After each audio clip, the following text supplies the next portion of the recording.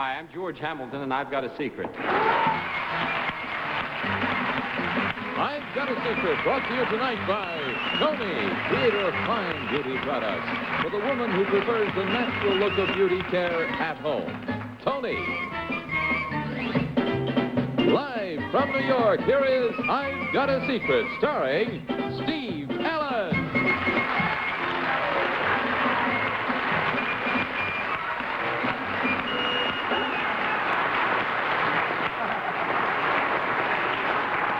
April Fool. But good evening and welcome to I've Got a Secret. We'll meet this gentleman to my left in just a moment officially. He is an amateur boxer who is now in training for his first professional fight. I've been training with him for about half a minute and I'm dead already. But among his other credits, seriously now, he was an honor student in college. He was also a member of the Peace Corps and former Golden Gloves champion.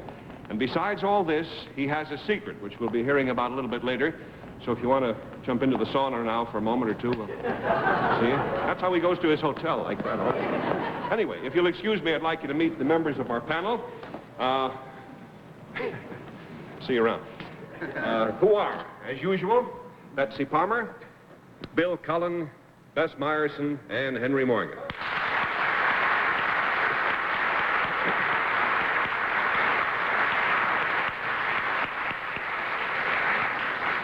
All right, panel, if you're all set to play the game, we'll bring out our gentleman again for my answer. Thank you.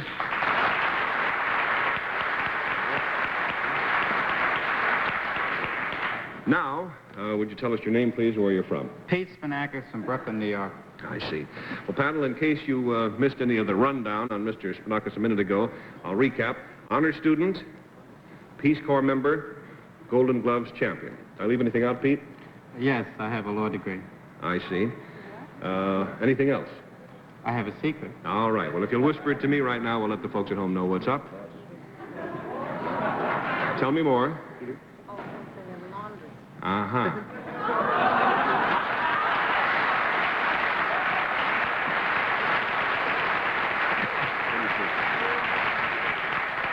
Panel, the clue concerns something about Mr. Spinakis, and we'll start the questioning this time with Henry Morgan. My first question is, what is your name? My name is... Spinakis. Spinakis. Thank you. We couldn't hear it. Let's see. You're a law graduate, a Golden Gloves champion, and you're 15 years old, right? I imagine your secret is another accomplishment. Yes. Is it? Not really, no. Oh, I thought something you would add to that list. That's what you thought, Henry. That's what I thought. Yeah. I was wrong. Okay. Is this, well, Steve, now I forget, did you say it's something he does, is, or what? What did I say? Something about him. Something about him. Something about it. Yes. Well, that's a nice limited field. Sir, I think you covered a lot of ground there, Henry. $20 down. Betsy? Peter, is it? Yes. Is it something about you physically? Yes. Metza. He says yes, and you say metza. Yeah, I don't know what it means, but I said it. Means half and half. Let's see, is it something about you right now as you sit there? No. You don't have it with you, whatever there is something about you. No, I don't. This thing is just as true of him as he sits here as it ever is, Yes. if that's what you mean. Something to do with your intelligence? No, I don't think so. Something to do with something that you attract? No. I mean, do you have a way with animals or something like Animals? that? Yes. No. It's irrelevant. Girls? Not even with people. No. $40 down. Bill Cullen. Did we establish whether this thing, Peter, about you was a something physical? Along those lines. Along the lines of In a physical? very loose sense. Metza. You know. Is it something that you wouldn't expect to a fellow who boxes to have about him? Well, not necessarily. No? It's irrelevant.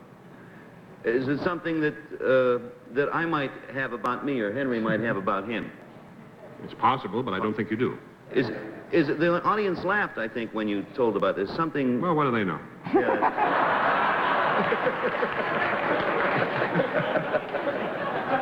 never looked at it that way, Steve.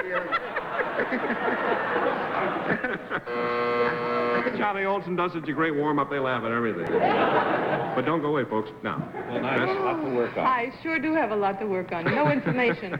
Pete, is it something about your physical self? No. Metzomet. Is it, this thing about you, is it very unusual? Yes. It doesn't have anything to do with your weight, size, No. or anything like that? It's actually not that unusual now that I think of it. I ought to think of it more often. Well, panel, I'll tell you what's up. But believe it or not, all the things that I've told you about Pete Spinacos represent only half the story. If you'll join me center stage, Pete, we'll show the folks the other half. Here we are.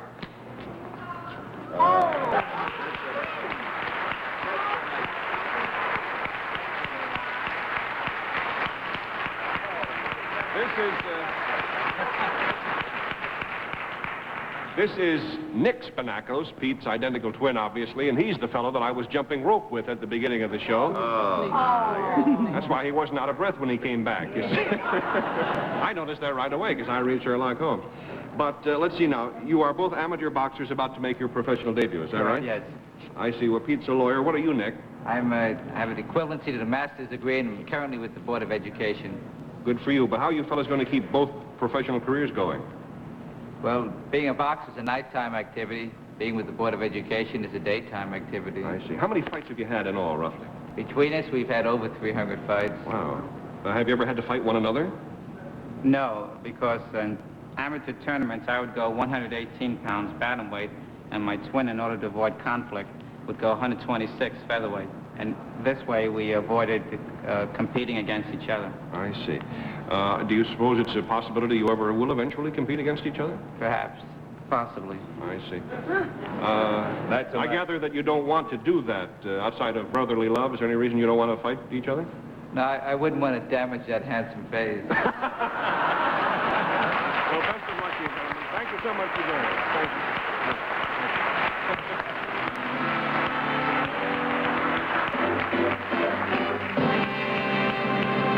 That was lots of fun. We'll be back with you again in just a moment, but first, let's watch this. And now it's time to meet our special guest for tonight. You'll be seeing him soon, by the way, playing Hank Williams in the new MGM movie, Your Cheatin' Heart. Here is George Hamilton.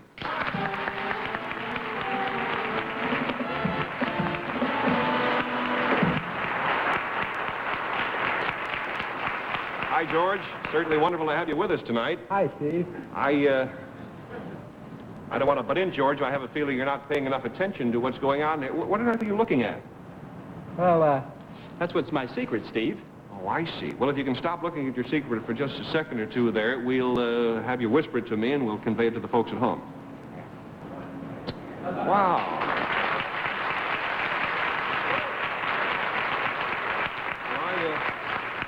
I'm looking at the same thing you're looking at, and I don't see anything to talk about. Well, that's what makes it a secret, Steve. I have to give you this, because you can't see it with your naked eye. Too small to see with the naked eye. Right, try. Well, I'll be hornswoggled. Now you know what it is, right? Yeah, it's a hornswoggler. I'll be darned. No, I never would have believed that. It's really amazing. Well, sir, panel, the clue to Mr. Hamilton's secret concerns what he has been looking at, which I really couldn't see meaningfully with my naked eye. And we'll start the game with Bill Cullen. George, the thing you've been looking at is obviously brought into that tube by electronics. Am I correct that far? Right. Is it something that when you put that little eyeglass up to your eye, you see a picture? Yes. And when you don't have the eyeglass, it's too small. You're looking at the world's smallest television picture. Yeah.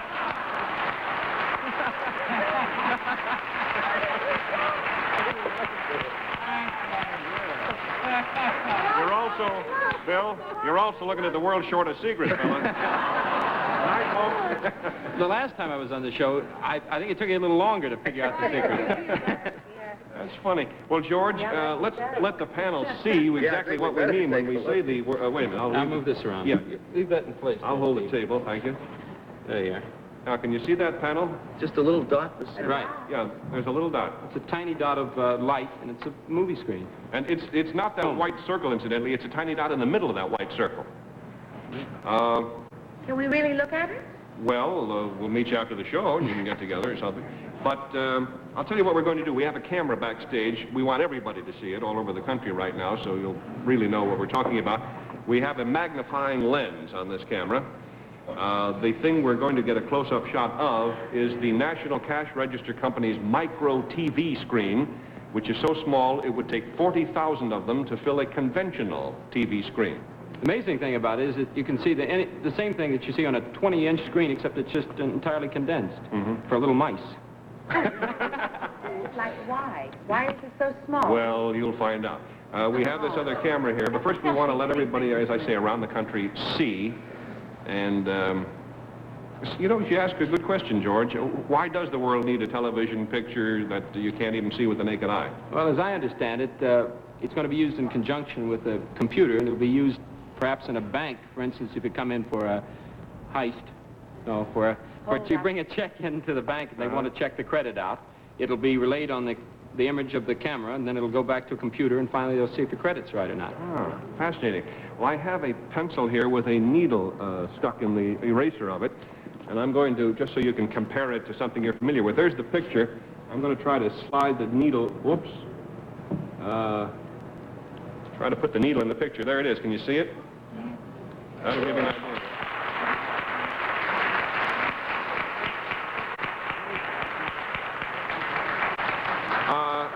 Who is that on camera now? Whose picture is that? Betsy. Betsy, move around. Wave your arms and things. Isn't that something? Isn't that terrific? You've never been so... Can you take a picture of Bill? He's got a darker suit. It might show up a little better on the picture. Yeah, Bill, wave around, will you?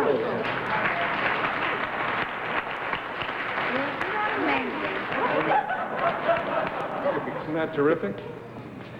Imagine you'll eventually be able to have one of those on your ring or something, you know? Smallest TV set. Can you imagine it all over America right now, the people who just came home and just turned on their set at that moment? Hey, Mabel, come quick. The set's busted. I'm getting a picture this big. Well, George, I thank you for bringing Thank you, this Steve. remarkable device, and we'll see you soon in your cheating heart. Nice to see you. Nice to see you. Bye-bye.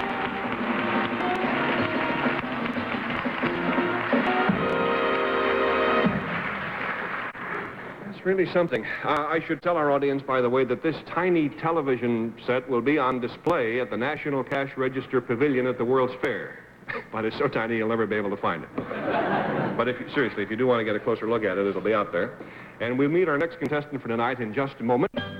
We were just talking a moment ago about the fact that inasmuch as Bill Cullen knocked that secret off so fast, we're 3 or 4 minutes ahead of where we expected to be about this point in the show. And Betsy just made the suggestion that if we run 3 or 4 minutes short, we can get the twins out here and have them beat the heck out of each other. A couple of rounds, you know. In the meantime, however, we'll bring our next contestant right out. Here he is.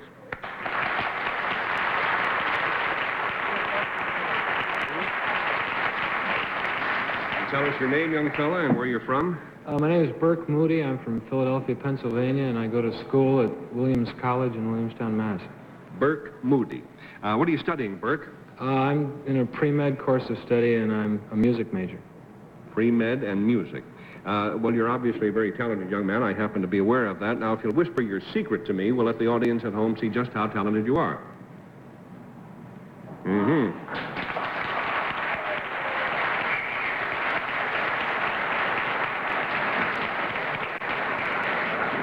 Panel, Burke's secret concerns a title he has earned. There's a very big hint for you. A title that he has earned. And we'll begin the game with Betsy Palmer. All right, Bert. Does your title have to do with music, the music world? No. Does it have to do with the world of medicine? No. Well, sometimes it could, but not really. Does it have to do with things that boys usually do? I mean, you know, is it something that a man might get the title for much more than a woman? I mean, in sports, say, for instance? Not necessarily. Did you earn the title in sports? Yes. I would say In that sports, you did. I would say that a male is more apt to win than a female. Yes. Yes. Now, would it help us to find out which sport it was that you won it in? The Probably. title for? Oh, yes, indeed. Does it have to do with a ball? No. Does it have to do with track of any sort? Of sorts. Of sorts. Pole vaulting? I think we'd better give you a no on track in the sense that I think you meant that question, Betsy. $20 down, Bill Cullen. Bert, this title that you earned, had someone else held it before you. It's not a new title. Yes. Oh, I thought it was a new title. Has it been held before? No, I meant yes to his... Oh, yes, you're You right. are the present holder of a championship. Is that right? Yes. Is it also a record that you hold? Just championship, that's enough. Now, to get the sport again, a ball isn't involved and it cannot properly be considered track. It has to do with the swimming? No. Is it a team sport? Yes. It can be, not necessarily, however. It can be a team sport or it can be a non-team sport. Very on team. Sculling? Very good. Sculling? Sculling? No. What is that? It's where you hit each other in the skull. $40 down, 40 to go. And we go to Bess. Bert, is it an indoor sport rather than an outdoor sport? No. Is it a sport that one would generally participate in the winter rather than the summer? No. In the summer rather than the winter? Yes. Do you wear bathing trunks? No. Not No? necessarily. Really? Will you wear a sports costume when you do it? No? No, You no. wear a full dress suit. Doesn't really matter what you wear, oddly enough. It doesn't. Now, when you won this title, were there other members of the team that competed with you? In other words, Yes. did they have to help you? Did you compete against Each them? man is pretty much on his own, I'd say. Is it a common sport like basketball? Or... Not that no, common. it doesn't have a ball. Is it an... $60 down. Henry? If you were the first one to hold it, then that means either it's a kooky thing, you know, that they think up in colleges, or is it in that area? It might be. Well, it's not like, hula hoop. Well, All right, let me try this. Is it like something very new, like skateboard, say? yeah.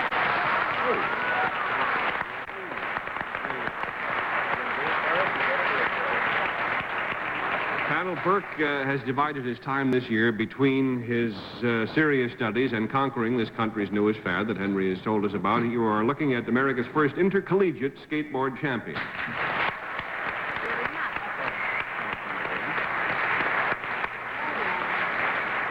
I just have to put a couple of questions to you, Burke, and then we're going to have a little demonstration of skateboarding right here on the stage. How did you happen to win your title? What did you have to go through? Well, a fellow at Wesleyan University got together with a fellow from Williams and decided that we ought to have a skateboard meet, a little three-meet between Williams, Wesleyan, and Amherst.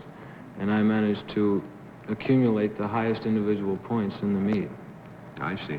While you answer the next question or two, why don't you get into your sneakers there so you can use the board for us. There's been quite a bit of publicity, I don't know if publicity is the right word, but press comment about the danger of the sport. Is it dangerous?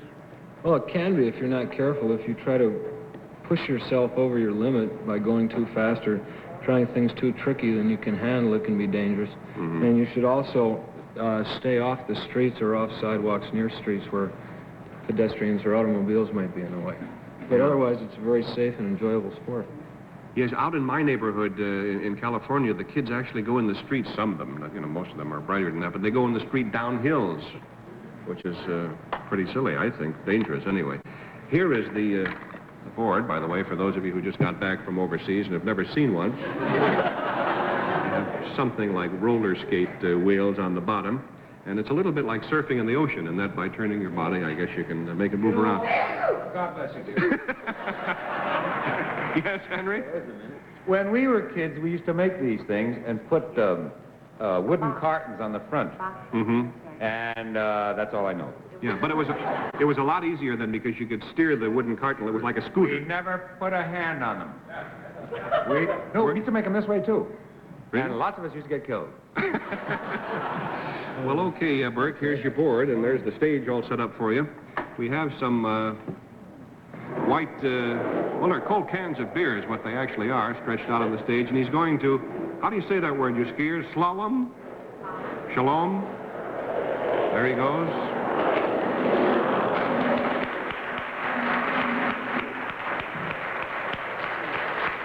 If you were out of the room while he did that, we'll come back for another pass at it. There's more room here, you can even go further. You can see the control. Wonderful.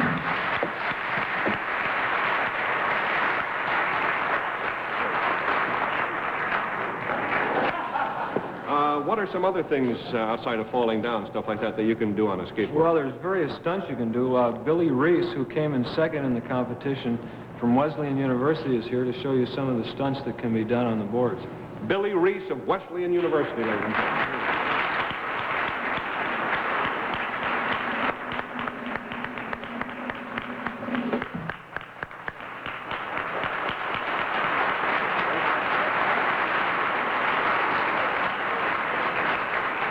Bert, let me ask this. Can you do that, standing on your hands? No, I haven't quite How mastered that come yet. he came in second? Be funny if he can't do it on his feet. Only on his hands. What else would you fellas like to show us? Well, we could try a 180-degree jump turn. All right. On a board. 180 degrees jump turn, and while doing it, they recomb their hair, ladies and gentlemen.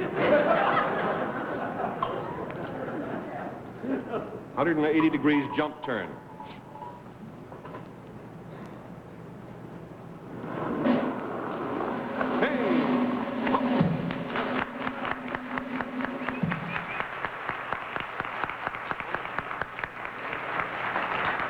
Now they're going off to get something else. A splint, I think. What is this now? It's like a limbo board, Yeah. limbo stick. Jack, be nimble. Jack, be quick. Jack, jump over the limbo stick. That's the trick, ladies and gentlemen. How about that? It's called dropping the stick. You get 10 points for that. Now he's going to drop it from a higher board. No, what is he doing? Well, he's going to lie down on his back on the board and then go under absolutely straight. And this is called a coffin. A coffin. Good luck. Yeah.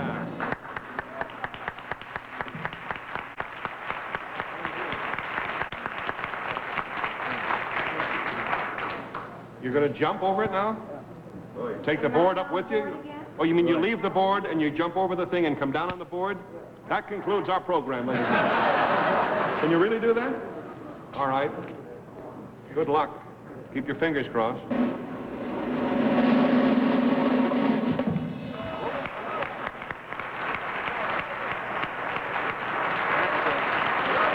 Try it again. Go ahead. I don't know whether I'm being helpful to him saying try it again. This time he may kill himself altogether. Henry will do it after this. Hold on now.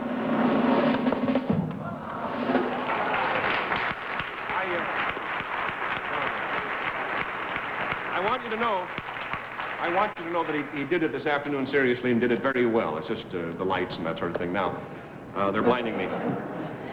Gentlemen, I'd like to thank you very much for this remarkable stunt.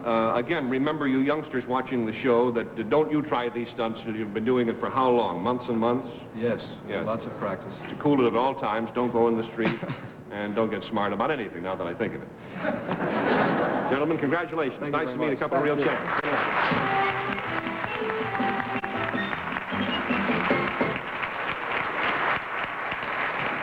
You want to try it, Henry? You want to try it? I don't want to embarrass that kid. We'll be back in just a moment. We'll pause now for this important message. Those wheels spin all day. Funny if you got a little BB and had a little tiny roulette game going in the back. Round and round she goes. This, incidentally, is Mental Health Month. When mental illness strikes, your mental health association is there, ready to help with information on treatment and on aftercare. So always give to your mental health association. Our guest next week, by the way, will be Sam Levinson. Am I supposed to introduce this little device here? If you're real lazy, I don't know why the idea of this thing knocks me out. If you're too lazy to push one of these things, they now have them with a motor on them. Isn't that funny? This is the rich man's skateboard, and it has a motor.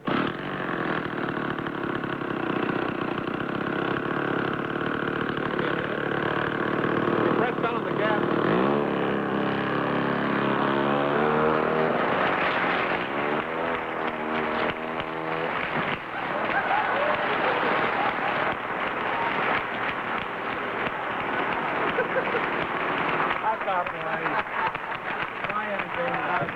Good night, everybody.